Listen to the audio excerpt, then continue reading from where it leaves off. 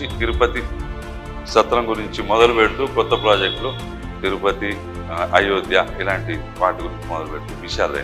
తిరుపతిలో next month మార్చిలో భూమి పూజ అనుకుంటున్నాం. అది కొద్దిగా ఆలస్యమయ్యే అవకాశం ఉంది. ఎందుకంటే అదందరికీ తిరుపతి మన బిల్డింగ్ కట్టడం అనేది రాబోయే రోజుల్లో ఒక ముఖ్యమైన ప్రాజెక్ట్. అయోధ్య ప్రాజెక్టు ఎంతవరకు వచ్చింది? అయోధ్య సంగతికి వస్తే అది చాలాసార్లు మా కమిటీ వాళ్ళందరూ కూడా చెప్పాను. రాముడి శాపము మమ్మల్ని ఇబ్బంది పెడుతున్న శ్రీరామచంద్రుడు రాబోయే రోజుల్లో మనకి అబ్దకాలు కూడా అవకాశం ఉంది. శ్రీశైలంలో నిర్మాణాలు పూర్తి చేశారు. ఒక బ్లాక్ అయిపోయింది, ఇంకో బ్లాక్ నిర్మాణం అనుకున్నారు. చిన్న ఇష్యూ జరిగింది, ఆ రోజు చూసుకున్నాం. అది సమస్యపోయిందా? త్వరలోనే మన నిర్మాణాలు జరగబోతున్నాయా? ఇబ్బంది పడుతున్నారు కదా, ఇది ఎప్పటివరకు పూర్తి కావచ్చు?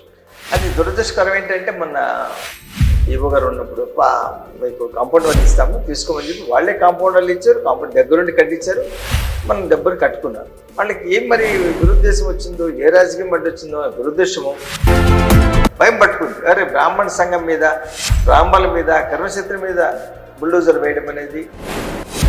మంచి స్పందన ఇచ్చారు. కరువైన బ్రాహ్మణ సత్రం అంటే ఇది మాది, మనది అని ప్రతి ఒక్కరు ముందుకు వచ్చారు. ఆ విషయంలో ధన్యవాదాలు. ఏంటంటే చాలా బయట చేశారు. ఒక రోజులోనే క్షేత్రం మీద దాడి చేయడం ఏంటి మాత్రం కర్మక్షేత్రం రాజకీయం జోలు పోదు. నేను అసలు రాజకీయం మాట్లాడి ట్రై చేస్తున్నా. రాగానే శ్రీశైలం అనుకున్నది ఖచ్చితంగా వెళ్ళి తీరాలి మనం. అంటే వేద పాఠశాలలు కూడా పెంచుతామని చెప్పేసి అవి ఏమైనా ప్రాజెక్టులు ప్లానింగ్ లో ఉన్నాయా? ఎక్కడ పెంచబోతున్నారు? హైదరాబాద్ అంటారా? హైదరాబాద్ 2-3 చోట్ల ఆఫర్ ఉంది మనకి. హైదరాబాద్లో కూడా మనకి, ఎందుకంటే సిటీ కాబట్టి ఒక పెద్ద ఆఫర్ వచ్చింది సిటీలో. గతంలో మీరే చెప్పారు తిరుమల వారే ఆఫర్ ఇచ్చారు అన్నదానం కోసం అని. అది ఒక మంచి సందర్భం. తిరుమలకి ఏంటంటే ఆల్మోస్ట్ ఇది వరకు ప్రవచనకారులు పద్మాకర్ గారు, తర్వాత చాగంటి కోటేశ్వర గారు, మైలవరి శ్రీనివాస గారు, వాళ్ళందరూ కొంత ప్రవచనకారులు, కొంతమంది కంచి వారు, శృంగేరి వారు, తర్వాత పుష్పగిరి వారు, వాళ్ళందరూ మన కర్మక్షేత్రం గురించి 2 మంచి మాటలు అయ్యాయని కాగితాలు తీసుకున్నారు. ఏమని దేశమంతా చేస్తున్నారు తిరుమలకి, వైనాడు తిరుమల. ఇప్పుడు నూతనంగా కట్టబోయే వాటిలలో మిడిల్ క్లాస్ కోసం ఒక వ్యవస్థను అంటే తక్కువ బడ్జెట్ లో రూమ్లను ఏమన్నా ఏర్పాటు చేసే అవకాశాలు ఉన్నాయా? అది ఒక శ్రీశైలం వరకు అడుగుతున్నారు.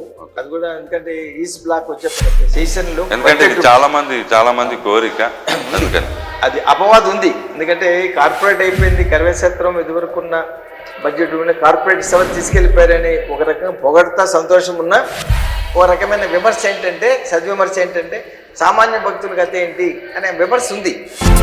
అది కాకుండా కూడా మీరు అన్నట్టు బడ్జెట్ రూమ్స్, సోఫాలు, కర్టన్స్ అంత హైఫై కాకుండా అవకాశం ఉంటే ఏసీ, అవకాశం ఉంటే గీజరు, ఏం లేకపోతే బడ్జెట్ రూమ్స్ 800-1000 రూపాయల లోపల, 800-700 లోపల కూడా కొన్ని రూమ్స్ ఏర్పాటు చేసే ఉద్దేశం శ్రీశైలంకి వచ్చింది.